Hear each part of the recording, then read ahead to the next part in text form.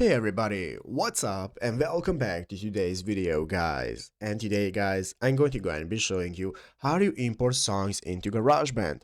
This is a very simple thing to do, so make sure to watch this quick and easy video till the very end and follow my steps correctly so you can make sure this works the same for you and you can do this yourself.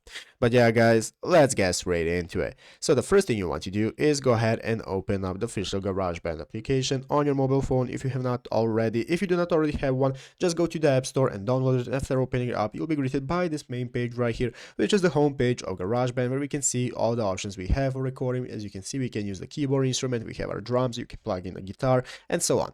Basically, for today's tutorial, we're going to go ahead and be using the audio recorder option right here just to show you how it works, but it works the same for all, so it doesn't matter which one you open up. Just go ahead and open up your track. So let's go ahead and click on audio recorder. That's going to open up this new menu where we can get started with recording ourselves. So as you can see, this is our recording menu where we can get started with adding a recording. We can use our effects and so on, but to add an audio and a song, we have to go into the edit menu. So click the edit button right here in the upper left corner. That's going to open up your track menu where we can see all the instruments that we have, we can see all our tracks and so on. And now in the upper right corner is going to appear the add file button. So as you can see, once we click this option right here, it's going to open up this new menu where you can see that we can browse items from the Files app. So you can go ahead and get started browsing items that you have in the Files app by clicking that button. As you can see here, we can find all the MP3 files that we have. So click on the MP3 file that you want to add, and after you have clicked on it, it's going to automatically add it right here. And now you can click on it and drag it into your track option right here into the mix mode, where you can get started with adding any song that you want into GarageBand and editing it.